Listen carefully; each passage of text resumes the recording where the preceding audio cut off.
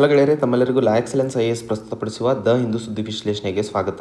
ಇಂದು ನಾವು ಫೆಬ್ರವರಿ 3, 2021 ಸುದ್ದಿ ವಿಶ್ಲೇಷಣೆಯನ್ನು ನೋಡಲಿದ್ದೇವೆ. ಇಂದಿನ ಮೊದಲನೇ article, Jal Jeevan Mission to help revive urban water bodies. So ಈ ಆರ್ಟಿಕಲ್ನಲ್ಲಿ ಮೊನ್ನೆ ಬಂದಂತಹ ಯೂನಿಯನ್ ಬಜೆಟ್ನಲ್ಲಿ ಜಲ್ ಜೀವನ್ ಮಿಷನ್ ಅರ್ಬನ್ ಅನ್ನೋ ಬಗ್ಗೆ ಒಂದಿಷ್ಟು ಪ್ರಾವಧಾನಗಳು ಕೊಟ್ಟಿರುವಂತಹ ನಿಟ್ಟಿನಲ್ಲಿ housing and urban affairs ministry ಕೊಟ್ಟಿರುವಂತಹ ಸ್ಟೇಟ್ಮೆಂಟನ್ನು ಈ ಆರ್ಟಿಕಲಲ್ಲಿ ನಾವು ನೋಡ್ತಾ ಇರುವಂಥದ್ದು. ಮೊದಲನೇದಾಗಿ ಈ ಅರ್ಬನ್ ವಾಟರ್ ಸಪ್ಲೈಗೆ ಸಂಬಂಧಿಸಿದಂತೆ ಈ ಬಜೆಟ್ನಲ್ಲಿ ಮಾಡಿರುವಂತಹ ಮಂಡನೆಗೆ ಮುಖ್ಯವಾಗಿ ಏನು ಕಾರಣ, ವೈ ಅನ್ನುವಂತಹ ಪ್ರಶ್ನೆಯನ್ನು ನೋಡೋಣ. ವೈ ಅಂತಂದಾಗ ಈಗ ಅರ್ಬನ್ ಆ್ಯಂಡ್ ಹೌಸಿಂಗ್ ಮಿನಿಸ್ಟ್ರಿ ಹೇಳ್ತಾ ಇರೋ ಹಾಗೆ ಈಗ ಸದ್ಯಕ್ಕೆ 2.68 ಕೋಟಿ ಮನೆಗಳಿಗೆ, ಅಂದರೆ ಈ ಒಂದು ಸಿಟಿಗಳಲ್ಲಿ ಇರುವಂತಹ ಮನೆಗಳಿಗೆ ಜಲ್ ಜೀವನ್ ಮಿಷನ್ ಅರ್ಬನ್ನ ಅಡಿಯಲ್ಲಿ ಟ್ಯಾಪ್ ವಾಟರ್ ಕನೆಕ್ಷನನ್ನು ಕೊಡೋದಕ್ಕೆ ಪ್ರಾವಧಾನಗಳನ್ನು ಮಾಡಲಾಗ್ತಿರುವಂಥದ್ದು.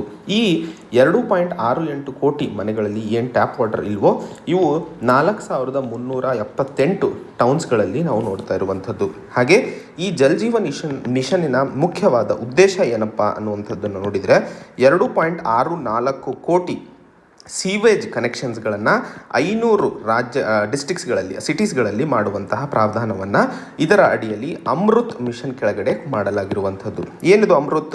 Atal mission for rejuvenation and urban transformation ಅನ್ನುವಂಥದ್ದು ಅಮೃತ್ ಮಿಷನ್. ಅಮೃತ್ ಮಿಷನ್ ಕೆಳಗಡೆ 2.64 ಕೋಟಿ ಸೀವೇಜ್ ಕನೆಕ್ಷನ್ಗಳು, Jal Jeevan mission urban connection ಕೆಳಗಡೆ 2.68 ಕೋಟಿ 4378 ಸಿಟೀಸ್ಗಳಲ್ಲಿ ಈ ಒಂದು ಪ್ರಾವಧಾನವನ್ನು ಮಾಡಲು ಸರ್ಕಾರ ಮುಂದಾಗಿರುವಂತಹ ವಿಷಯವನ್ನು ಇಲ್ಲಿ ಮಿನಿಸ್ಟ್ರಿ ಹೇಳ್ತಾ ಇರುವಂಥದ್ದನ್ನು ನಾವು ನೋಡ್ತಾ ಇದ್ದೀವಿ.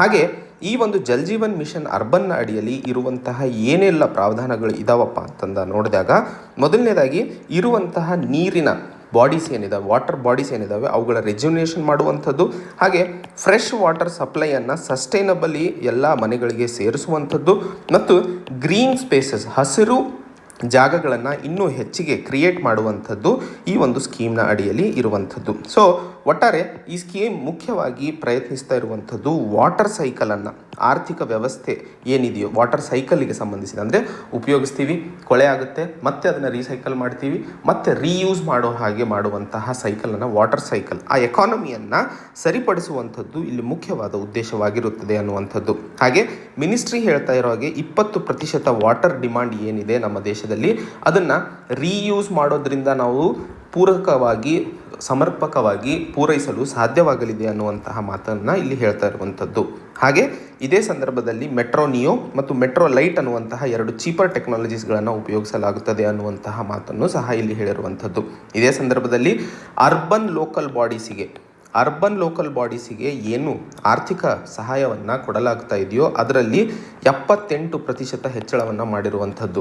15ನೇ ಫೈನಾನ್ಸ್ ಕಮಿಷನ್ನಲ್ಲಿ ಕೊಟ್ಟಿರುವಂತಹ ಪ್ರಾವಧಾನಗಳನ್ನು ಆಧರಿಸಿ 14ನೇ ಫೈನಾನ್ಸ್ ಕಮಿಷನಿಗೆ ಕಂಪೇರ್ ಮಾಡಿದರೆ ಅಥವಾ ಅದರ ಜೊತೆ ಹೋಲಿಸಿದರೆ 78% ಹೆಚ್ಚಳವನ್ನು ಫೈನಾನ್ಸ್ನಲ್ಲಿ ಮಾಡಿರುವಂಥದ್ದನ್ನು ನಾವು ನೋಡ್ತಾ ಇದ್ದೀವಿ. ಹಾಗೆ ಇದೇ ಸಂದರ್ಭದಲ್ಲಿ 8 ಹೊಸ ಸಿಟೀಸ್ಗಳಲ್ಲಿ ಇನ್ಕ್ಯುಬೇಷನ್ ಸೆಂಟರ್ಸ್ಗಳನ್ನು ತೆರೆಯಲು 8,000 ಕೋಟಿ ಪ್ರಾವಧಾನವನ್ನು ಮಾಡಿರುವಂಥದ್ದು, ಮತ್ತು ಆ ಒಂದು ಸಿಟೀಸ್ಗಳನ್ನು ಸೆಲೆಕ್ಟ್ ಮಾಡೋದಕ್ಕೆ ಕಾಂಪಿಟಿಷನನ್ನು ಇಟ್ಟು ಗೈಡ್ಲೈನ್ಸ್ ಅದಕ್ಕೆ ಸಂಬಂಧಿಸಿದಂತೆ ಇನ್ನು ಕೆಲವು ದಿನಗಳಲ್ಲಿ ಹೊರಹಾಕಲಾಗುತ್ತದೆ ಅನ್ನುವಂತಹ ಮಾತನ್ನು ಇಲ್ಲಿ ministry of housing and urban affairs ಹೇಳ್ತಾ ಇರುವಂತಹ ಮಾಹಿತಿಯನ್ನು ಅರ್ಥೈಸಿಕೊಳ್ಳಬೇಕಾಗಿರುವಂಥದ್ದು.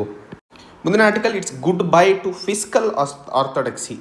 ಈ ಒಂದು ಬಜೆಟ್ ಸ್ಪೀಚ್ನಲ್ಲಿ ನರೇಂದ್ರ ಮೋದಿ ಸರ್ಕಾರ 2021-22ರಲ್ಲಿ ಏನು ತರಲಾಯಿತೋ ಫಿಸ್ಕಲ್ ಡೆಫಿಸಿಟನ್ನು 9.5% GDP ಅದಕ್ಕೆ ನಿಲ್ಲಿಸಿರುವಂಥದ್ದನ್ನು ನೋಡಿದ್ದೀವಿ.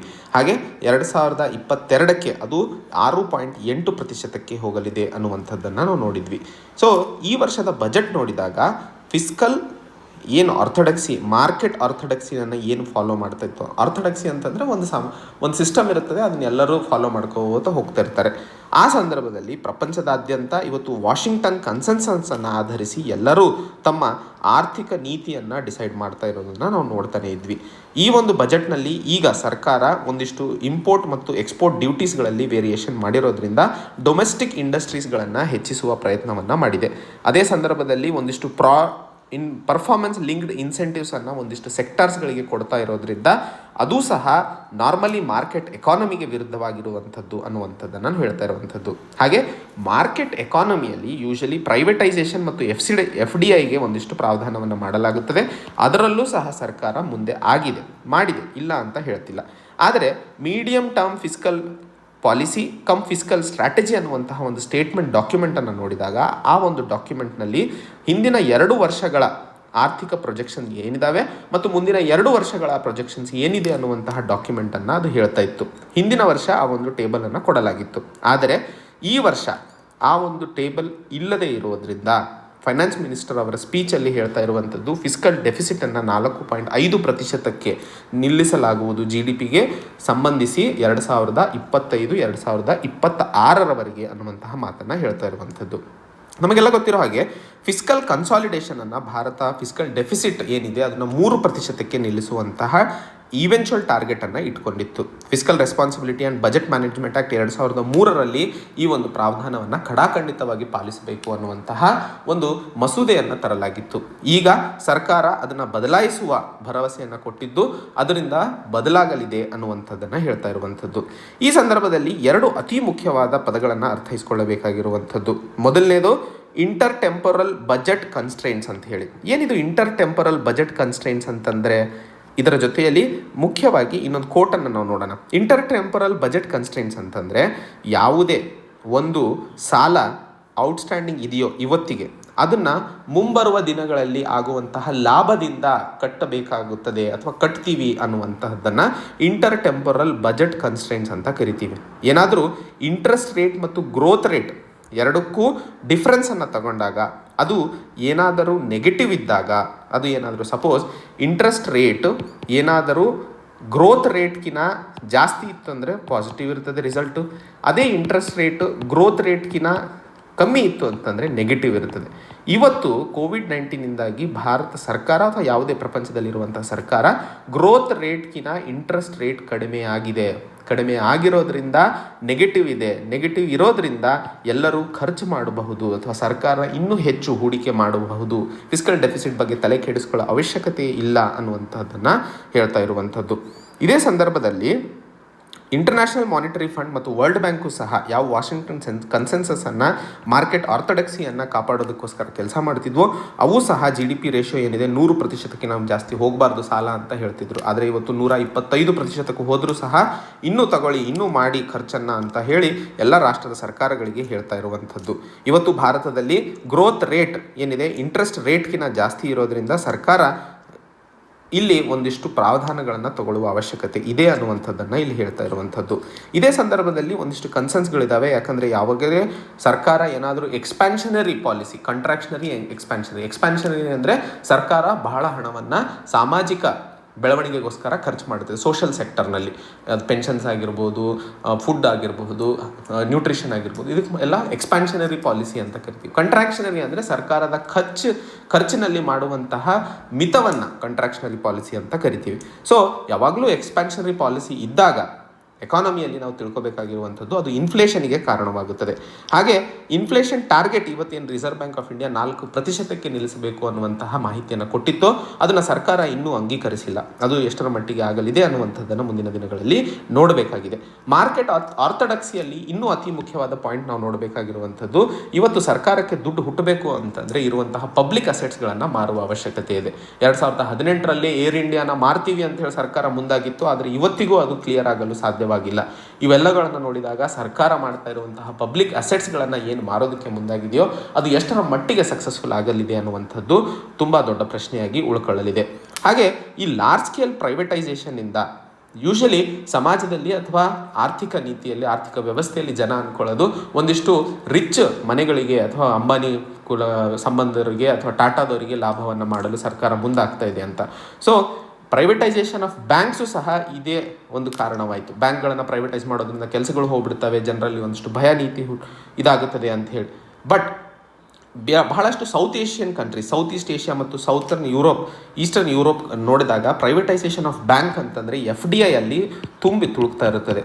ಈ FDI ಅನ್ನು ತರಲು ಸರ್ಕಾರ ಮುಂದಾಗ್ತಾ ಇರೋ ಸಂದರ್ಭದಲ್ಲಿ ಆತ್ಮನಿರ್ಭರ್ ಭಾರತ್ ಅನ್ನುವಂತಹ ಒಂದು ಸೆಲ್ಫ್ ರಿಲಯನ್ಸ್ ಮತ್ತು ಸ್ಟ್ರಾಂಗರ್ ಇಂಡಿಯನ್ ಕಂಪನೀಸ್ ಏನು ಮಾತನ್ನು ಕೊಡ್ತಾ ಇದ್ದೀವೋ, ಹಾಗಾದರೆ ಆತ್ಮನಿರ್ಭರ್ ಭಾರತನ್ನು ನಾವು ಫಾಲೋ ಮಾಡಿ ಹೇಗೆ ಪ್ರೈವೇಟೈಸೇಷನನ್ನು ತರಲು ಸಾಧ್ಯವಿದೆ ಅನ್ನುವಂಥದ್ದನ್ನು ಇಲ್ಲಿ ಅರ್ಥೈಸ್ಕೊಳ್ಳಬೇಕಾಗಿರುವಂತಹ ವಿಷಯ ಅನ್ನುವಂಥದ್ದನ್ನು ಇಲ್ಲಿ ಲೇಖಕರು ಹೇಳ್ತಾ ಇರುವಂಥದ್ದು. ಸೊ ಮಾರ್ಕೆಟ್ ಅಥವಾ ಫಿಸ್ಕಲ್ ಆರ್ಥೋಡಕ್ಸಿ ಒಳ್ಳೆಯದು, ಅದನ್ನು ತೆಗೆದು ಹಾಕ್ತಾ ಇದ್ದೀವಿ. ಆದರೆ ಸರ್ಕಾರ ಹೇಗೆ ನಮ್ಮ ದೇಶದಲ್ಲಿ ಇರುವಂತಹ ಡೊಮೆಸ್ಟಿಕ್ಸ್ ಆತ್ಮನಿರ್ಭರ್ ಭಾರತ್ನ ಅಡಿಯಲ್ಲಿ ಸೆಲ್ಫ್ ರಿಲಯನ್ಸ್ ಪ್ಲಸ್ ಫಿಸ್ಕಲ್ ಆರ್ಥೋಡಕ್ಸಿಯಿಂದ ಹೊರಹೋಗಿ ಹೇಗೆ ಆರ್ಥಿಕ ನೀತಿಯನ್ನು ಮುನ್ಸಾಗಿಸಲಿದೆ ಅನ್ನುವಂಥದ್ದು ದೊಡ್ಡ ಪ್ರಶ್ನೆಯಾಗಿ ಉಳ್ಕೊಳ್ಳಲಿದೆ ಅನ್ನುವಂತಹ ಮಾಹಿತಿಯನ್ನು ಇಲ್ಲಿ ಅರ್ಥೈಸ್ಕೊಳ್ಳಬೇಕಾಗಿರುವಂಥದ್ದು.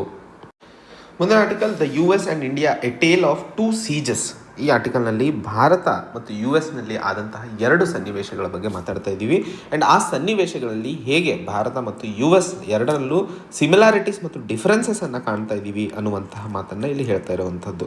ಮೊದಲನೇದಾಗಿ 2021 ಪ್ರಪಂಚದ ಅತಿದೊಡ್ಡ ಪ್ರಜಾಪ್ರಭುತ್ವ ಆದಂತಹ ಭಾರತ ಮತ್ತು ಅತಿ ಪ್ರಾಚೀನವಾದಂತಹ ಪ್ರಜಾಪ್ರಭುತ್ವ US ಎರಡೂ ರಾಷ್ಟ್ರಗಳಲ್ಲಿ ಆದಂತಹ ಬದಲಾವಣೆಗಳನ್ನು ಇಲ್ಲಿ ನೋಡ್ತಾ ಇದ್ದೀವಿ.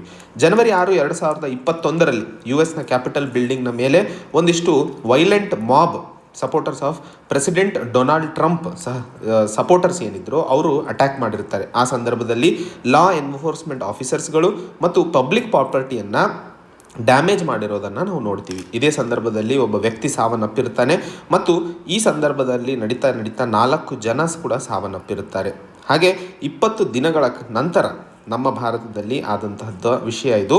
ರಿಪಬ್ಲಿಕ್ ಡೇ ದಿನ ವೈಲೆಂಟ್ ಫಾರ್ಮರ್ಸ್ ಏನು ಪ್ರೊಟೆಸ್ಟ್ ಮಾಡ್ತಾ ಇದ್ರೋ ಹೊಸ ಫಾರ್ಮ್ ಲಾಸ್ ವಿರುದ್ಧವಾಗಿ ಅವರು ರೆಡ್ ಫೋರ್ಟ್ನ ಪ್ರಿಮೈಸಿಸನ್ನು ಬ್ರೇಕ್ ಮಾಡಿ ಅಥವಾ ಅದನ್ನು ಒಡೆದು ಪೊಲೀಸರ ಮೇಲೆ ದಾಳಿ ಅಥವಾ ಪೊಲೀಸರ ಮೇಲೆ ಹೋದಂತಹ ಸನ್ನಿವೇಶವನ್ನು ನೋಡ್ತಾ ಇದ್ದೀವಿ. ಸೊ US ಕ್ಯಾಪಿಟಲ್ ಬಿಲ್ಡಿಂಗ್ ಮೇಲೆ ಆದಂತಹ ಅಟ್ಯಾಕ್ ಮತ್ತು ರೆಡ್ ಫೋರ್ಟ್ನಲ್ಲಿ ನಡೆದಂತಹ ಸನ್ನಿವೇಶ ಇವೆರಡನ್ನೂ ನೋಡಿದಾಗ ಪ್ರಪಂಚದ ಅತಿ ಪುರಾತನ ಮತ್ತು ಪ್ರಪಂಚದ ಅತಿ ದೊಡ್ಡ ಪ್ರಜಾಪ್ರಭುತ್ವದಲ್ಲಿ ಆಗ್ತಾ ಇರೋದಾದರೂ ಏನು ಅನ್ನುವಂಥದ್ದನ್ನು ನೋಡುವಾಗ ಅಂತ ಅಂದರೆ US ಕ್ಯಾಪಿಟಲ್ ಬಿಲ್ಡಿಂಗ್ ಮೇಲೆ ಆದಂತಹ ಸಂದರ್ಭವನ್ನು ನೋಡಿದಾಗ 2020 ಪ್ರೆಸಿಡೆನ್ಷಿಯಲ್ ಎಲೆಕ್ಷನ್ಸ್ನಲ್ಲಿ ಆದಂತಹ ವೋಟಿಂಗ್ನ ಕೌಂಟಿಂಗ್ನಲ್ಲಿ ತಪ್ಪಾಗಿದೆ ಅನ್ನುವಂತಹ ವಿಷಯವನ್ನು ಪ್ರೆಸಿಡೆಂಟ್ ಟ್ರಂಪ್ ಅವರು ತಮ್ಮ ಬಿಲ್ಡಿಂಗ್ನಿಂದ ಅಥವಾ ವೈಟ್ ಹೌಸಿಂದನೇ ಟ್ವೀಟ್ ಮಾಡ್ತಾ ಇದ್ರು. ಸೋಷಿಯಲ್ ಮೀಡಿಯಾ ಆ ಒಂದು ಪ್ರಾಬ್ಲಮಿಗೆ ಕಾರಣವಾಗಿತ್ತು ಅನ್ನುವಂತಹದ್ದು ಮುಖ್ಯವಾಗಿ ಅರ್ಥೈಸ್ಕೊಳ್ಳಬೇಕಾಗಿರುವಂಥದ್ದು. ಹಾಗೆ ಪಾರ್ಲಿಮೆಂಟ್ನಲ್ಲಿ ಪಾಸಾದಂತಹ 3 ಫಾರ್ಮ್ ಲಾಸ್ಗಳು ಸಹ ಇವತ್ತು ವೈಲೆಂಟ್ ಪ್ರೊಟೆಸ್ಟ್ ಆಗಲು ಕಾರಣವಾಗಿರುವಂಥದ್ದು ಮುಖ್ಯವಾಗಿ ಸೋಷಿಯಲ್ ಮೀಡಿಯಾನೇ ಕಾರಣ ಅನ್ನುವಂಥದ್ದನ್ನು ಹೇಳ್ತಾ ಇರುವಂಥದ್ದು. ಸೊ ಸೋಷಿಯಲ್ ಮೀಡಿಯಾ ಯಾವ ರೀತಿಯಲ್ಲಿ ಉಪಯೋಗಿಸ್ತೀವೋ ಆ ರೀತಿಯಲ್ಲಿ ಯಾವುದೇ ದೇಶದ ಬುನಾದಿ ಆದಂತಹ ಪ್ರಜಾಪ್ರಭುತ್ವ ಸ್ಟ್ರಕ್ಚರನ್ನು ಬದಲಾಯಿಸುತ್ತದೆ ಅಂತ ಅಂದಾಗ ಅದರ ಬಗ್ಗೆ ಆಲೋಚಿಸುವ ಅವಶ್ಯಕತೆ ಇದೆ ಅನ್ನುವಂಥದ್ದನ್ನು ಹೇಳ್ತಾ ಇರುವಂಥದ್ದು. ಈ ಸಂದರ್ಭದಲ್ಲಿ ಪ್ರಜಾಪ್ರಭುತ್ವ ಅನ್ನೋದು ಯಾವುದೇ ಸಾಮಾಜಿಕ ಅಸಮತೋಲನ ಬ್ಯಾಲೆನ್ಸ್ ಏನಿದೆ ಅದನ್ನು ಸ್ಟೆಬಿಲಿಟಿ ಕಡೆಗೆ ಒಯ್ಯುವಂತಹ ಒಂದು ಪ್ರಯತ್ನ. ಆ ಸಂದರ್ಭದಲ್ಲಿ ರಿಲಿಜಿಯಸ್ ಅಥವಾ ರೇಷಿಯಲ್ ಮೆಜಾರಿಟಿಯನ್ನು ಫೇವರ್ ಮಾಡುವಂತಹ ಸನ್ನಿವೇಶಗಳನ್ನು ನಾವು ನೋಡ್ತಾ ಇದ್ದೀವಿ. ಇವತ್ತು ಪ್ರಪಂಚದಾದ್ಯಂತ ಡೆಮೋಕ್ರಸಿಯಲ್ಲಿ ಇರುವಂತಹ ಮುಖ್ಯ ಆಯುಧಗಳು ಅಂತಂದರೆ ಫ್ರೀ ಪ್ರೆಸ್ ಮತ್ತು ಫ್ರೀ ಆ್ಯಂಡ್ ಫೇರ್ ಎಲೆಕ್ಷನ್ಸ್ ಆಗಿರುವಂಥದ್ದು. ಇವತ್ತಿನ ಸಾಮಾಜಿಕ ಬದಲಾವಣೆಗಳಲ್ಲಿ ಅಥವಾ ಇವತ್ತಿನ ಸಂದರ್ಭದಲ್ಲಿ ಎಲೆಕ್ಷನ್ಸ್ನ ಬಗ್ಗೆ ಎದ್ದೇಳ್ತಾ ಇರುವಂತಹ ಇಷ್ಟೊಂದು ಪ್ರಶ್ನೆಗಳು ತುಂಬ ಒಂದು ದುರ್ದಾಯಕ ಸಂಗತಿ ಅನ್ನುವಂತಹ ಮಾತನ್ನು ಹೇಳ್ತಾ ಇರುವಂಥದ್ದು. US ಮತ್ತು ಭಾರತ ಪ್ರಪಂಚದಲ್ಲೇ ಮಾಡರ್ನ್ ವರ್ಲ್ಡ್ನ ಒಂದು ಬೀಕನ್ ಆಗಿದ್ದಾವೆ, ಒಂದು ಬುನಾದಿ ಆಗಿದ್ದಾವೆ ಪ್ರಜಾಪ್ರಭುತ್ವಕ್ಕೆ. ಈ ಒಂದು ಎರಡೂ ರಾಷ್ಟ್ರಗಳು ಏನಾದರೂ ರಾಜಕೀಯ ಲಾಭಕ್ಕೋಸ್ಕರ ಈ ಬುನಾದಿಯನ್ನು ಅಗಲಾಡಿಸಿದ್ದಲ್ಲಿ ಈ ಪ್ರಜಾಪ್ರಭುತ್ವದ ಮೇಲೆ ಇರುವಂತಹ ನಂಬಿಕೆ ಪ್ರಪಂಚದಿಂದನೇ ಹೋಗಿಬಿಡುತ್ತೆ ಅನ್ನುವಂತಹ ಮಾತನ್ನು ಹೇಳ್ತಾ ಇರುವಂಥದ್ದು. ಸೊ ಇಲ್ಲಿ ಅರ್ಥೈಸ್ಕೊಳ್ಳಬೇಕಾಗಿರುವಂಥದ್ದು ರಾಜಕೀಯ ಲಾಭವನ್ನು ಬದಿಗಿಟ್ಟು ನಮ್ಮ ದೇಶದ ಬುನಾದಿ ಆದಂತಹ ಪ್ರಜಾಪ್ರಭುತ್ವವನ್ನು ಬೆಳೆಸೋಕೆ ಉಳಿಸೋಕೆ ಎಲ್ಲರೂ ಸೇರಿ ಕೆಲಸ ಮಾಡುವ ಅವಶ್ಯಕತೆ ಇದೆ. ಅದು ಪ್ರಪಂಚದ ಅತಿ ಪ್ರಾಚೀನವಾದಂತಹ ಪ್ರಜಾಪ್ರಭುತ್ವ ಆಗಿರಬಹುದು ಅಥವಾ ಪ್ರಪಂಚದ ಅತಿ ದೊಡ್ಡ ಪ್ರಜಾಪ್ರಭುತ್ವ ಆಗಿರಬಹುದು. ಇವೆರಡನ್ನೂ ಆಲೋಚಿಸುವ ಅವಶ್ಯಕತೆ ಇದೆ ಅನ್ನುವಂತಹ ಮಾಹಿತಿಯನ್ನು ಈ ಆರ್ಟಿಕಲ್ನಲ್ಲಿ ನಾವು ಹೇಳ್ತಾ ಇರುವಂಥದ್ದು. ಮುಂದಿನ article on the alert always. ಈ ಆರ್ಟಿಕಲನ್ನು 2020 ನವೆಂಬರ್ನಲ್ಲಿ ಒಬ್ಬರು ಅಸಿಸ್ಟೆಂಟ್ ಕಮಾಂಡೆಂಟ್ ಇದ್ದರು ಕೋಬ್ರಾದು. ಅವರ ಹೆಸರು ನಿಖಿಲ್ P. ಬಲೇರಿಯೋ ಅನ್ನುವಂಥವ್ರು. ಇವರಿಗೆ ಅಥವಾ ಇವರ ಸಾವು ಒಂದು ಇಂಪ್ರೊವೈಸ್ಡ್ ಎಕ್ಸ್ಪ್ಲೋಸಿವ್ ಡಿವೈಸ್ನ ಬ್ಲಾಸ್ಟ್ ಆಗೋದ್ರಿಂದ ಅವರ ಜೊತೆಯಲ್ಲಿ 8 ಬೇರೆ ಆಫೀಸರ್ಸ್ಗಳು ಸಹ ಅಥವಾ ಬೇರೆ ಸೈನಿಕರು ಸಹ ಅಲ್ಲಿ ಸಾವನ್ನಪ್ಪಿದ್ದರು. ಆ ಸಂದರ್ಭದಲ್ಲಿ ಇವತ್ತು ಈ ಆರ್ಟಿಕಲ್ನಲ್ಲಿ ನಮ್ಮ ದೇಶದ ಇಂಟೆಲಿಜೆನ್ಸ್ ಸಿಸ್ಟಮ್ನಲ್ಲಿ ಆಗಬೇಕಾದಂತಹ ಮಹತ್ತರ ಬದಲಾವಣೆಗಳ ಬಗ್ಗೆ ನಾವಿಲ್ಲಿ ಮಾತಾಡ್ತಾ ಇರುವಂಥದ್ದು. ಸೊ ಇಂಟೆಲಿಜೆನ್ಸ್ ಸಿಸ್ಟಮ್ನಲ್ಲಿ ಏನೆಲ್ಲ ಬದಲಾವಣೆಗಳು ಆಗುವ ಅವಶ್ಯಕತೆ ಇದೆ ಹಾಗೂ ಅದರ ಬಗ್ಗೆ ನಾವು ಸಂಕ್ಷಿಪ್ತವಾಗಿ ಇಲ್ಲಿ ನಾವು ನೋಡಲಿದ್ದೇವೆ. ಇಲ್ಲಿ ನಾವು ಡಿಸ್ಕಸ್ ಮಾಡುವಂತಹ ವಿಷಯ ಇಂಟರ್ನಲ್ ಸೆಕ್ಯೂರಿಟಿಗೆ ಸಂಬಂಧಿಸಿದಂಥದ್ದು. ಇಂಟರ್ನಲ್ ಸೆಕ್ಯೂರಿಟಿನಲ್ಲಿ ಸೆಕ್ಯೂರಿಟಿ ಫೋರ್ಸಸ್ಸಿಗೆ ಸಂಬಂಧಿಸಿದಂತಹ ವಿಷಯಕ್ಕೆ ಇದು ಅತಿ ಮುಖ್ಯವಾಗಿರುವಂತಹ ವಿಷಯ. ಇದನ್ನು ತಾವು ನೋಟ್ ಮಾಡ್ಕೋಬೇಕು, ಯಾವೆಲ್ಲ ಇಂಪಾರ್ಟೆಂಟ್ ಪಾಯಿಂಟ್ಸ್ ಇದ್ದಾವೆ. ಮೊದಲನೇದಾಗಿ ಐತಿಹಾಸಿಕವಾಗಿ ನೋಡಿದಾಗ ನಮ್ಮ ಭಾರತ ದೇಶದಲ್ಲಿ ಸುಮಾರು 80 ಜನ CRPF ಪರ್ಸನಲ್ಗಳು ಅಥವಾ CRPF ಜವಾನರು 2008ರಲ್ಲಿ ಛತ್ತೀಸ್ಗಢ ರಾಜ್ಯದಲ್ಲಿ ಸಾವನ್ನಪ್ಪಿದ್ದರು. ತದನಂತರ ಆಗಿನ ಹೋಮ್ ಮಿನಿಸ್ಟರ್ ಆದಂತಹ P. ಚಿದಂಬರಂ ಅವರು CRPF ಅವರನ್ನು ಬಹಳಷ್ಟು ಜನರಿಗೆ ಯೋಧರಿಗೆ left wing extremist ಸ್ಟೇಟ್ಸ್ಗಳು ಏನಿದ್ದಾವೆ, Chhattisgarh, Jharkhand, Odisha, West Bengal, Madhya Pradesh, Uttar Pradesh, ಈ ರಾಜ್ಯಗಳಲ್ಲಿ ಅವರಿಗೆ ತಂದು ಹಾಕಬೇಕು ಅನ್ನುವಂತಹ ನಿರ್ಧಾರವನ್ನು ಕೈಗೊಂಡಿದ್ದರು. ಆವಾಗ ಕಾಶ್ಮೀರ್ ರಾಜ್ಯದಲ್ಲಿ ಒಂದಿಷ್ಟು ಶಾಂತಿಯುತ ಸಿಚುವೇಶನನ್ನು ಕಾಣ್ತಾ ಇದ್ದ ಸಂದರ್ಭದಲ್ಲಿ ಈ CRPF ಅವರನ್ನು ತೆಗೆದು ಈ ರಾಜ್ಯಗಳಿಗೆ ಹಸ್ತಾಂತರಿಸ ಅಥವಾ ವರ್ಗಾಯಿಸಲಾಯಿತು.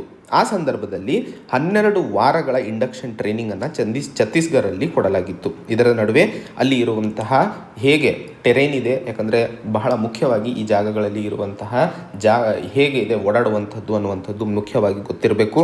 ಎರಡನೇದು, ಯಾವ ರೀತಿಯಲ್ಲಿ ಮಾವೋಯಿಸ್ಟ್ಗಳು ಕೆಲಸವನ್ನು ಮಾಡಿದ್ದಾರೆ ಮತ್ತು ಯಾವೆಲ್ಲ ಪ್ರಿಕಾಷನರಿ ಮೆಷರ್ಸ್ಗಳನ್ನು ತಗೋಬೇಕು ಅನ್ನುವಂತಹ ಟ್ರೈನಿಂಗನ್ನು ಕೊಟ್ಟಿದ್ದರು. 12 ವಾರ ಇಂಟೆನ್ಸಿವ್ ಫೈರಿಂಗ್ ಪ್ರಾಕ್ಟೀಸ್ಗಳನ್ನು ಸಹ ಕೊಡಲಾಗಿತ್ತು. ಅದರ ಜೊತೆಯಲ್ಲಿ BSF ಮತ್ತು ITBP ಫೋರ್ಸಸ್ಗಳನ್ನು, ಪೊಲೀಸ್ ಅವರನ್ನು ಸಹ CRPF ಜೊತೆಯಲ್ಲಿ ಸೇರಿಸಿ ಈ ಮಾವೋಯಿಸ್ಟ್ ರೀಜನ್ನಲ್ಲಿ ಹೊಡೆದಾಡಲು ಸರ್ಕಾರ ಮುಂದಾಗಿತ್ತು. ಆದರೂ ಸಹ 2009ರಲ್ಲಿ ಹಾಗೂ 10ರಲ್ಲಿ ಬಹಳಷ್ಟು ಜವಾನರು ಸಾವನ್ನಪ್ಪಿದ್ದರು. 76 CRPF ಮೆನ್ಸ್ ಅಥವಾ ಜವಾನರು 2010ರಲ್ಲಿ ಇಲ್ಲಿ ಸಾವನ್ನಪ್ಪಿದ್ದರು ಹಾಗೂ 200 ಮಾವೋಯಿಸ್ಟ್ಗಳು 2009ರಿಂದ 2011ರವರೆಗೆ ಇಲ್ಲಿ ಸಾವನ್ನಪ್ಪಿರುವಂತಹ ಸನ್ನಿವೇಶಗಳನ್ನು ನಾವು ನೋಡಿದ್ವಿ. ಹಾಗೆ ಈ CRPF, BSF ಮತ್ತು ಪೊಲೀಸ್ಗಳ ಸಹಚರದಿಂದ ಅಥವಾ ಅವರ ಕೋಆರ್ಡಿನೇಷನಿಂದ ಈ ರೀಜನ್ಗಳಲ್ಲಿ left wing extremist affected states ಅಂತ ಏನು ಕರಿತೀವಿ, ಈ ಜಾಗಗಳಲ್ಲಿ ನಾವು ಮಾವೋಯಿಸ್ಟ್ ಸಂಖ್ಯೆಯನ್ನು ಕೆಳಗೆ ತರಲಾಯಿತು. ಸುಮಾರು ಹಿಂದಿನ ದಶಕದಲ್ಲಿ ನೋಡಿದರೆ 569 ಮಾವೋಯಿಸ್ಟ್ಗಳನ್ನು ಹೊಡೆದು ಹಾಕಿರುವಂಥದ್ದು. ಆ ಸಂದರ್ಭದಲ್ಲಿ ಇವರ ಒಂದು ಮಾನಸಿಕ ಸ್ಥೈರ್ಯ ಏನಿತ್ತು ಅದು ತುಂಬ ಕಡಿಮೆ ಇತ್ತು. 359 ಜನ ಸರೆಂಡರ್ ಆದರು 2018ರಲ್ಲಿ ಅನ್ನುವಂತಹ ಮಾಹಿತಿಯನ್ನು ನೋಡಿದ್ವಿ. ಇವೆಲ್ಲ ಐತಿಹಾಸಿಕವಾಗಿ ನೋಡಿದಾಗ ಏನು ಸಮಸ್ಯೆಗಳು ಕಾಣ್ತಾ ಇದ್ದೀವಿ, CRPF ಜವಾನರು ಹುತಾತ್ಮರಾಗ್ತಾ ಇರುವಂತಹ ಸಂದರ್ಭವನ್ನು ನೋಡಿದಾಗ, ಮೊದಲನೇದಾಗಿ ಇಂಟೆಲಿಜೆನ್ಸ್ ಸಿಸ್ಟಮ್ ಅಥವಾ ಇಂಪ್ರೊವೈಸ್ಡ್ ಎಕ್ಸ್ಪ್ಲೋಸಿವ್ ಡಿವೈಸಸ್ಸನ್ನು ಕಂಡು ಹಿಡಿಯೋದಕ್ಕೋಸ್ಕರ ಬೆಲ್ಜಿಯನ್ ಮಲಿನಿಯೋಯಿಸ್ ಡಾಗ್ಸ್ ಅನ್ನು ಹೆಚ್ಚಿಗೆ ಉಪಯೋಗಿಸ್ಕೋಬೇಕು. ಹಾಗೆ ಈಗ ಏನು ಡ್ರೋನ್ಸ್ ಉಪಯೋಗಿಸ್ತಾ ಇದ್ದೀವಿ, ಇದು IEDsಗಳನ್ನು ಕಂಡು ಹಿಡಿಯೋದಕ್ಕೆ ಅಷ್ಟು ಉಪಯೋಗ ಆಗ್ತಾ ಇಲ್ಲ ಅನ್ನುವಂಥದ್ದು. ಹಾಗೆ ಇಂಟೆಲಿಜೆನ್ಸ್ ಸಿಸ್ಟಮನ್ನು ಇನ್ನೂ ಎಫರ್ಟ್ ಜಾಸ್ತಿ ಹಾಕಿ ಅಪ್ಗ್ರೇಡ್ ಮಾಡುವ ಅವಶ್ಯಕತೆ ಇದೆ ಟೆಕ್ನಾಲಜಿಯನ್ನು. ಇದೇ ಸಂದರ್ಭದಲ್ಲಿ CRPF ಜವಾನರು ಇರುವಂತಹ ಮನೆಗಳು ಏನಿರ್ತವೆ ಅವು ಈಗ ಸದ್ಯಕ್ಕೆ ಟೆಂಪರರಿ ಮನೆಗಳನ್ನು ಅಥವಾ ಟೆಂಟ್ಗಳನ್ನು ನಾವು ನೋಡ್ತಾನೆ ಇರ್ತೀವಿ. ಅವುಗಳನ್ನು ತೆಗೆದು ಪಕ್ಕಾ ಮನೆಗಳನ್ನು ಕೊಡಬೇಕು. ಈ ಮನೆಗಳನ್ನು ಯಾವಾಗಲೂ ಯಾವ ರಾಜ್ಯದಲ್ಲಿ CRPF ಪರ್ಸನಲ್ಗಳು ಹೋಗಿರುತ್ತಾರೋ ಆ ರಾಜ್ಯ ಸರ್ಕಾರದ ಮುಖ್ಯ ಜವಾಬ್ದಾರಿಯಾಗಿರುತ್ತದೆ. ಹಾಗೆ ಏನು ಫಂಡ್ಸ್ಗಳು ಕೊಡಲಾಗ್ತಾ ಇದೆಯೋ ಅದು ಸಹ ತುಂಬ ಕಡಿಮೆಯಾಗಿದೆ ಅನ್ನುವಂತಹದ್ದನ್ನು ಸಹ ಈ ಆರ್ಟಿಕಲಲ್ಲಿ ಲೇಖಕರು ಹೇಳ್ತಾ ಇರುವಂಥದ್ದು. ಅದಕ್ಕೆ ಉದಾಹರಣೆಗೆ 114 ಕೋಟಿ ರೂಪಾಯಿಗಳ ಪ್ರೊಜೆಕ್ಷನ್ ಹಾಕಲಾಗಿತ್ತು ಒಂದು ಪ್ರಾಜೆಕ್ಟಿಗೆ, ಆದರೆ ಸರ್ಕಾರ ಬರೀ 33 ಕೋಟಿಗಳು ಅಲೋಕೇಟ್ ಮಾಡಿತ್ತು. ಇವುಗಳನ್ನು ನೋಡಿದಾಗ ಇಶ್ಯೂ ಆಫ್ ಫಂಡ್ ತುಂಬ ದೊಡ್ಡ ಸಮಸ್ಯೆ ಆಗಿದೆ ಅನ್ನುವಂಥದ್ದನ್ನು ನಾವು ಇಲ್ಲಿ ನೆನ್ಪಿಟ್ಕೋಬೇಕು. ಇದೇ ಸಂದರ್ಭದಲ್ಲಿ ಒಂದು ಕೆ ಗೋವಿಂದನ್ ಅನ್ನುವಂಥವರು ಒಬ್ಬರು ರೈಟ್ ಟು ಇನ್ಫಾರ್ಮೇಷನ್ ಕ್ಯಾಂಪೇನರ್ ಆಗಿದ್ದು ಮಿನಿಸ್ಟ್ರಿ ಆಫ್ ಹೋಮ್ ಅಫೇರ್ಸ್ ಯಾವ ರಾಜ್ಯಕ್ಕೆ ಎಷ್ಟು ಹಣ ರಿಲೀಸ್ ಮಾಡಿದೆ ಅನ್ನುವಂತಹ ಮಾಹಿತಿಯನ್ನು ಸಹ ಇಲ್ಲಿ ಕೊಟ್ಟಿರುವಂಥದ್ದು. ಇದೇ ಸಂದರ್ಭದಲ್ಲಿ ಕೆಲವೊಂದು ಡಿಸ್ಟ್ರಿಕ್ಟ್ಗಳು ಲೆಫ್ಟ್ ವಿಂಗ್ ಎಕ್ಸ್ಟ್ರೀಮಿಸ್ಟ್ ಆಕ್ಟಿವಿಟೀಸ್ಗಳಿಂದ ಫ್ರೀ ಆಗಿದೆ ಅನ್ನುವಂತಹ ಮಾಹಿತಿಯನ್ನು ಕೊಡ್ತಾ ಇದ್ದರೂ ಸಹ ಒಂದಿಷ್ಟು ರಾಜ್ಯಗಳು ಈಗಲೂ ಸಹ commando outfits, grey hounds, Jharkhand ಜಾಗ್ವರ್ಸ್ ಅನ್ನುವಂತಹ ಒಂದು ಸ್ಪೆಷಲ್ ಫೋರ್ಸ್ಗಳ ಮೇಲೆ ಡಿಪೆಂಡ್ ಆಗಿರುವಂಥದ್ದನ್ನು ಇನ್ನೂ ನಾವು ನೋಡ್ತಾನೆ ಇದ್ದೀವಿ. ಸೊ ಈ ಸಂದರ್ಭದಲ್ಲಿ ನಮ್ಮ ದೇಶದ ಇಂಟೆಲಿಜೆನ್ಸ್ ಸಿಸ್ಟಮನ್ನು ಇನ್ನೂ ಹೆಚ್ಚಿಗೆ ಸ್ಟ್ರಾಂಗ್ ಮಾಡುವ ಅವಶ್ಯಕತೆ ಇದೆ. ಏನಾದರೂ ನಮ್ಮ ಯೋಧರಿಗೆ ನಾವು ಕಾಪಾಡಿಕೊಳ್ಳಬೇಕು ಅಂತ ಅಂದರೆ ಅನ್ನುವಂತಹ ಮಾಹಿತಿಯನ್ನು ಇಲ್ಲಿ ನಾವು ತಿಳ್ಕೊಬೇಕಾಗಿರುವಂಥದ್ದು. ಮುಂದಿನ article, why did military stage a coup. So ಈ ಆರ್ಟಿಕಲ್ನಲ್ಲಿ ನಾವು ಮಯನ್ಮಾರ್ನಲ್ಲಿ military chief Min Aung Hlaing ಅನ್ನುವಂಥವರು ಯಾಕೆ ಮಿಲಿಟ್ರಿ ಕೂಪ್ ಅಥವಾ ಮಿಲಿಟ್ರಿ ಒಂದು ಎಮರ್ಜೆನ್ಸಿಯನ್ನು ಹಾಕಿದೆ ಮಯನ್ಮಾರ್ನಲ್ಲಿ ಅನ್ನುವಂತಹ ವಿಷಯವನ್ನು ಇಲ್ಲಿ ನಾವು ಸಂಕ್ಷಿಪ್ತವಾಗಿ ನೋಡಲಿದ್ದೇವೆ. ಮೊದಲನೇದಾಗಿ ಇಲ್ಲಿ ಅರ್ಥೈಸಿಕೊಳ್ಳಬೇಕಾಗಿರುವಂಥದ್ದು, ಅಲ್ಲಿನ ಮಿಲಿಟರಿ ಚೀಫ್ ಆದಂತಹ ಮಿನ್ ಆಂಗ್ ಹ್ಲಿಂಗ್ ಅನ್ನುವಂಥವರು ಹಿಂದಿನ ವರ್ಷ 2020ರಲ್ಲಿ ಆದಂತಹ ನವೆಂಬರ್ ಎಲೆಕ್ಷನ್ಸ್ನಲ್ಲಿ ಆದಂತಹ ವೋಟರ್ ಫ್ರಾಡ್ನ ಬಗ್ಗೆ ಒಂದಿಷ್ಟು ಸಂಶಯಗಳನ್ನು ರೇಸ್ ಮಾಡಿಬಿಟ್ಟು ಅಲ್ಲಿ ಎಮರ್ಜೆನ್ಸಿಯನ್ನು ಈಗ ಮಿಲಿಟರಿ ಹಾಕಿರುವಂಥದ್ದು. ಸೊ ಮುಖ್ಯವಾಗಿ ಇಲ್ಲಿ ಅರ್ಥೈಸಿಕೊಳ್ಳಬೇಕಾಗಿರುವಂಥದ್ದು, ಮಯನ್ಮಾರ್ನಲ್ಲಿ 2 ಇಂಪಾರ್ಟೆಂಟ್ ಪಾರ್ಟಿಗಳಿದ್ದಾವೆ. ಮೊದಲನೇದು NLD ಅಂತ ಕರೀತಾರೆ, ಅದರ ಹೆಸರು ನ್ಯಾಷನಲ್ ಲೀಗ್ ಫಾರ್ ಡೆಮೋಕ್ರಸಿ. ಎರಡನೇದು USDP ಅಂತ. USDP ಅಂದರೆ union solidarity and development party ಅಂತ ಹೇಳಿ.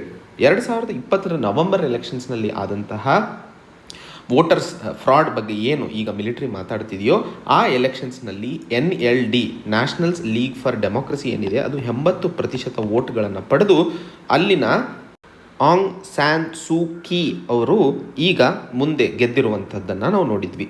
ಆದರೆ ಇಲ್ಲಿ USDP ಏನಿದೆ, USDPಗೆ ಅತಿ ಹೆಚ್ಚು ಮಿಲಿಟರಿ ಸಪೋರ್ಟ್ ಇದೆ. ಹೇಗೆ ಮಿಲಿಟರಿ ಸಪೋರ್ಟ್ ಇದೆ? ಈ ಮಿಲಿಟರಿ ಸಪೋರ್ಟ್ನ ಜೊತೆಯಲ್ಲಿ USDP ಒಂದು ಪೊಲಿಟಿಕಲ್ ಪಾರ್ಟಿಯಾಗಿ ಇದಕ್ಕೆ ಸಹಕಾರಿಯಾಗಿ ನಿಂತಿರುವಂಥದ್ದು. ಹೇಗೆ ಈ ಒಂದು ಸಂಬಂಧ ನಡೀತಾ ಇದೆ ಅನ್ನುವಂಥದ್ದನ್ನು ಮುಂದೆ ನೋಡೋದಕ್ಕಿಂತ ಮುಂಚೆ ಈ ಒಂದು ಏನು ಕಂಡೀಷನ್ಸು ಅಥವಾ ಈ ಒಂದು ಅಬ್ಜೆಕ್ಷನ್ಸ್ಗಳು ಏನು USDP ಹಾಕಿತ್ತೋ ಅಲ್ಲಿನ ಯೂನಿಯನ್ ಎಲೆಕ್ಷನ್ ಕಮಿಷನ್ ತಿರುಚಿ ಹಾಕಿತ್ತು. ಅಂದರೆ ಇದು ಅಲ್ಲ, ಯಾವುದೇ ಪ್ರೂಫ್ ಇಲ್ಲದೆ ಇರೋ ಕಾರಣಕ್ಕೆ ಇದು ನಡೆಯಲ್ಲ ಅಂತ. ಸೊ ಪಾರ್ಲಿಮೆಂಟ್ ಕನ್ವೀನ್ ಆಗೋಕ್ಕೂ ಒಂದು ದಿನ ಮುಂಚೆ ಅಲ್ಲಿನ ಜನರಲ್ ಈ ಒಂದು ಆ್ಯಕ್ಷನನ್ನು ತಗೊಂಡಿರುವಂಥದ್ದು. ಬಹಳಷ್ಟು ಲೀಡರ್ಸ್ಗಳನ್ನು ಅರೆಸ್ಟ್ ಮಾಡಿಬಿಟ್ಟು ಅಲ್ಲಿ ಎಮರ್ಜೆನ್ಸಿ 1 ವರ್ಷಗಳ ಕಾಲ ಹಾಕಿರುವಂತಹ ಸಂದರ್ಭದಲ್ಲಿ ಈ ಆರ್ಟಿಕಲನ್ನು ನಾವು ಅರ್ಥೈಸ್ಕೊಳ್ಳಬೇಕಾಗಿರುವಂಥದ್ದು. ಸೊ ಹೇಗೆ ಈಗ 2010 ನಂತರ ಮಯನ್ಮಾರ್ನಲ್ಲಿ ರಾಜಕೀಯ ವಾತಾವರಣ ಏನಿದೆ ಅದು ಬದಲಾಗ್ತಾ ಇರೋದನ್ನು ನಾವು ನೋಡ್ತಾ ಇದ್ದೀವಿ. 2008ರಲ್ಲಿ ಅಲ್ಲಿನ ಮಿಲಿಟ್ರಿ ಒಂದು ಹೊಸ ಸಂವಿಧಾನವನ್ನೇ ಬರೀತು. ಆ ಸಂವಿಧಾನ ಬರಲು ಕಾರಣವಾಗಿತ್ತು ಆವಾಗಿನ ಹಳೆಯ ಜನರಲ್ ಟಾನ್ ಶುಯ್ ಅನ್ನುವಂಥವ್ರು 1992ರಲ್ಲಿ ಏನು ಪವರ್ ಸ್ಟ್ರಕ್ಚರನ್ನೇ ಬದಲಿಸಿದರು. ಬಹಳ ಯಂಗ್ ಇರುವಂತಹ ಮಿಲಿಟರಿ ಅಫಿಷಿಯಲ್ಸ್ ಯಾರ್ಯಾರು ಲಾಯಲ್ ಇದ್ದರೋ ಅವರಿಗೆ ದೊಡ್ಡ ದೊಡ್ಡ ಪೋಸ್ಟ್ಗಳನ್ನು ಕೊಡಲು ಸರ್ಕಾರ ಮುಂದಾಯಿತು. ಸೊ 2008ರಲ್ಲಿ ಮಾಡಿದಂತಹ ಈ ಒಂದು ಹೊಸ ಸಂವಿಧಾನವನ್ನು NLD ಸರ್ಕಾರ ಯಾವತ್ತೂ ಒಪ್ಪಲೇ ಇಲ್ಲ. 2010ರಲ್ಲಿ ಎಲೆಕ್ಷನ್ಸ್ಗಳನ್ನು ಬಾಯ್ಕಾಟ್ ಮಾಡಿತು. ಆದರೆ 2010ರಲ್ಲಿ USDP ಗೆಲುವನ್ನು ಸಾಧಿಸಿ ಮುಂದಿನ 5 ವರ್ಷಗಳ ಕಾಲ ಸರ್ಕಾರ ನಡೆಸಿತು. ಆದರೆ ಈ 5 ವರ್ಷಗಳಲ್ಲಿ ಆರ್ಮಿ ತನ್ನ ಗ್ರಿಪ್ಪನ್ನು ಸರ್ಕಾರದ ಮೇಲೆ ಹಾಗೂ ಸಮಾಜದ ಮೇಲೆ ಕಳ್ಕೋತಾ ಹೋಯಿತು. ಆ ಸಂದರ್ಭದಲ್ಲಿ 2015ರಲ್ಲಿ ಸೂಕಿ ಅವರು ಎಲೆಕ್ಷನ್ಸನ್ನು ಗೆಲ್ತಾರೆ. ಗೆದ್ದ ನಂತರ 2020ರವರೆಗೆ ಆರ್ಮಿ ಅವರ ಜೊತೆನೇ ಒಂದಿಷ್ಟು ಸಂಬಂಧಗಳನ್ನು ಚೆನ್ನಾಗಿ ಇಟ್ಕೊಂಡಿರ್ತಾರೆ.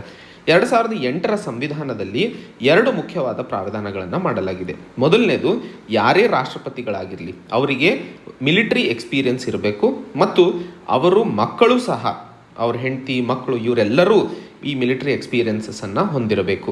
ಎರಡನೇದು, ಯಾರೂ ಸಹ ಫಾರಿನ್ ಪವರ್ ಅಥವಾ ಬೇರೆ ರಾಷ್ಟ್ರದ ಪ್ರಜೆಗಳಾಗಿರಬಾರ್ದು ಅವರ ಸಂಬಂಧಿಕರು. ಆದರೆ ಸೂಕಿ ಅವರ ಮಕ್ಕಳು ಇಬ್ಬರು ಬ್ರಿಟಿಷ್ ಸಿಟಿಸನ್ ಆಗಿರುವಂಥದ್ದು. ಸೊ ಅವರು ಮಯನ್ಮಾರ್ನ ರಾಷ್ಟ್ರಪತಿಗಳಾಗಿ ಹೊರಹಾಕಲು ಅಥವಾ ಬರಲು ಸಾಧ್ಯವೇ ಇಲ್ಲ ಅನ್ನುವಂಥದ್ದು. ಹಾಗೆ ಆ ಸಂವಿಧಾನದಲ್ಲಿ ಡಿಫೆನ್ಸ್ ಇಂಟೀರಿಯರ್ ಮಿನಿಸ್ಟ್ರೀಸು ಸಹ ಮಿಲಿಟರಿ ಉಳಿಸ್ಕೊಂಡಿದೆ.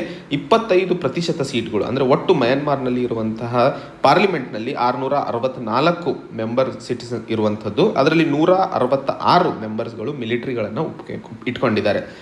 ಇಲ್ಲಿ ಮುಖ್ಯವಾಗಿ ಅರ್ಥೈಸ್ಕೊಳ್ಳಬೇಕಾಗಿರುವಂಥದ್ದು, ಪ್ರಜಾಪ್ರಭುತ್ವವನ್ನು ಕೊಡ್ತಾ ಇದ್ದಾರೆ, ಆದರೆ ಲಿಮಿಟೆಡ್ ಪ್ರಜಾಪ್ರಭುತ್ವವನ್ನು ಕೊಟ್ಟು ಆರ್ಮಿ ಕಂಟ್ರೋಲಿಗೆ ಉಳಿಸ್ಕೋಬೇಕು ಅನ್ನುವಂಥದ್ದು ಇಲ್ಲಿ ಮುಖ್ಯ ಉದ್ದೇಶವಾಗಿತ್ತು. ಆದರೆ 2015-2020ರಲ್ಲಿ NLD ಏನು national league for democracy party ಗೆಲ್ತೋ ಅಲ್ಲಿ ಆಂಗ್ ಸೂ ಕಿ ಅವರ ಪಾಪ್ಯುಲಾರಿಟಿಯನ್ನು ತೋರಿಸ್ಕೊಡ್ತಿದೆ. ಅಲ್ಲಿ ಆರ್ಮಿ ಹೆದರ್ಕೊಂಡ್ಬಿಡುತ್ತೆ. ಏನಂತ, ನಾವು ಕೊಟ್ಟಿರುವಂತಹ ಲಿಮಿಟೆಡ್ ಡೆಮೋಕ್ರಸಿಯಲ್ಲೂ, ಯಾಕಂದರೆ 166 ಸೀಟ್ ಮಿಲಿಟ್ರಿಗೆ ಇದೆ. ಹಾಗಾದರೆ USDP ಗೆಲ್ಲಬೇಕಾಗಿರೋದು ಬರೀ 167 ಸೀಟ್ ಸರ್ಕಾರ ಫಾರ್ಮ್ ಮಾಡಬೇಕಾದ್ರೆ. ಇದಾದರೂ ಸಹ 2020ರಲ್ಲಿ ಆದಂತಹ ಎಲೆಕ್ಷನ್ಸ್ನಲ್ಲಿ NLD ಸರ್ಕಾರ 396 ಸೀಟ್ಗಳನ್ನು ಪಡೀತದೆ. USDP ಬರೀ 33 ಸೀಟ್ಗಳನ್ನು ಪಡೆದು ಸೋತು ಹೋಗುತ್ತದೆ. ಈ ಸಂದರ್ಭದಲ್ಲಿ ಮಿಲಿಟರಿ ಹೆದರ್ಕೊಂಡ್ಬಿಡುತ್ತೆ ಇವಳ ಪಾಪ್ಯುಲಾರಿಟಿಯಿಂದ ಆಗಬೇಕಾದಂತಹ ಬದಲಾವಣೆಗಳಿಂದ ನಮಗೆ ಪವರ್ ಸಿಗ್ತಾ ಇಲ್ಲ ಅನ್ನುವಂತಹ ಭಯ ಅಲ್ಲಿ ಹೆಚ್ಚಿಗೆ ಆಗಿದೆ. ಸೊ ಕೊಟ್ಟಿರುವಂತಹ ಲಿಮಿಟೆಡ್ ಡೆಮೋಕ್ರಸಿಯಲ್ಲೇ ನಮಗೆ ವಿರುದ್ಧವಾಗಿ ಸರ್ಕಾರ ಹಾಗೂ ರಾಷ್ಟ್ರ ನಡೀತಿದೆ ಅಂತಂದಾಗ ಎಷ್ಟರ ಮಟ್ಟಿಗೆ ಸರಿ ಅನ್ನುವಂಥದ್ದು ಮಿಲಿಟರಿ ಇಲ್ಲಿ ಮಾಡ್ತಾ ಇರುವಂತಹ ಚಾಣಾಕ್ಷತೆ ಅನ್ನುವಂಥದ್ದನ್ನು ಇಲ್ಲಿ ಅರ್ಥೈಸ್ಕೊಳ್ಳಬೇಕಾಗಿರುವಂಥದ್ದು. ಆದರೂ 2015ರಿಂದ 2020ರವರೆಗೆ ಆದಂತಹ ರೋಹಿಂಗ್ಯಾ ಅಟ್ಯಾಕ್ನಲ್ಲೂ ಸಹ ಅಲ್ಲಿನ ಆಂಗ್ ಸೂ ಕಿ ಅವರು ಮಿಲಿಟ್ರಿಗೆ ಸಪೋರ್ಟ್ ಮಾಡಿರ್ತಾರೆ. ಬಟ್ ಈಗ ಆರ್ಮಿ ಹೇಳ್ತಾ ಇರುವಂಥದ್ದು ಎಮರ್ಜೆನ್ಸಿ ತಂದಿರುವಂತಹ ಮುಖ್ಯ ಉದ್ದೇಶ NLD ಸರ್ಕಾರ ಆದಂತಹ ವೋಟರ್ ಫ್ರಾಡ್ ಕಂಪ್ಲೇಂಟನ್ನು ಸೀರಿಯಸ್ ಆಗಿ ತಗೊಳ್ಳದೇ ಇರುವಂಥದ್ದು. ಇದೇ ಸಂದರ್ಭದಲ್ಲಿ ಪ್ರಪಂಚ ಮಟ್ಟದಲ್ಲಿ ನೋಡಿದಾಗ ಭಾರತವು ಸಹ ಇದರ ಬಗ್ಗೆ ಕನ್ಸರ್ನ್ಸ್ಗಳನ್ನು ರೇಸ್ ಮಾಡಿದೆ. US ಸ್ಟ್ರಾಂಗ್ ವಾರ್ನಿಂಗ್ ಕೊಟ್ಟಿದೆ. ಮುಂದಿನ ದಿನಗಳಲ್ಲಿ ಎಕನಾಮಿಕ್ ಸ್ಯಾಂಕ್ಷನ್ಸ್ಗಳನ್ನು ಹಾಕುವ ಸಾಧ್ಯತೆಗಳನ್ನು ನಾವು ನೋಡ್ತಾ ಇರುವಂಥದ್ದು. ಸೊ ಒಟ್ಟಾರೆ ಇಲ್ಲಿ ಅರ್ಥೈಸ್ಕೊಳ್ಳಬೇಕಾಗಿರುವಂತಹ ಸ್ಟೋರಿ ಏನಪ್ಪಾ ಅಂದರೆ 2008ರಲ್ಲಿ ಬಂದಂತಹ ಸಂವಿಧಾನದಲ್ಲಿ ಮಿಲಿಟರಿ ತನ್ನ ಪವರನ್ನು ಉಳಿಸ್ಕೊಳ್ಳೋದಕ್ಕೆ ಮಾಡಿದಂತಹ ಪ್ರಯತ್ನಗಳು ಪಾಪ್ಯುಲಾರಿಟಿಯಿಂದಾಗಿ, ಆಂಗ್ ಸೂ ಕಿ ಅವರ ಪಾಪ್ಯುಲಾರಿಟಿಯಿಂದಾಗಿ ಅದು ಸಾಧ್ಯವಾಗದೇ ಇರೋ ಕಾರಣಕ್ಕೆ ಇವತ್ತು ಮಯನ್ಮಾರ್ನಲ್ಲಿ ಮಿಲಿಟರಿ ಕೂಪನ್ನು ನೋಡಲು ಸಾಧ್ಯವಾಗ್ತಾ ಇದೆ. ಆ್ಯಂಡ್ 1 ವರ್ಷದ ಎಮರ್ಜೆನ್ಸಿ ಮುಂದಿನ ದಿನಗಳಲ್ಲಿ ಹೇಗೆ ಬದಲಾಗಿದೆ ಅನ್ನುವಂಥದ್ದನ್ನು ಕಾದು ನೋಡಬೇಕಾಗಿರುವಂಥದ್ದು. ಸೊ ಇದು ಇವತ್ತಿನ ಸುದ್ದಿ ವಿಶ್ಲೇಷಣೆಗಳೇ. ಮತ್ತೆ ಹೊಸ ಸಂಚಿಕೆಯೊಂದಿಗೆ ಭೇಟಿಯಾಗೋಣ. ಅಲ್ಲಿಯವರೆಗೆ ಜೈ ಹಿಂದ್, ಜೈ ಕರ್ನಾಟಕ.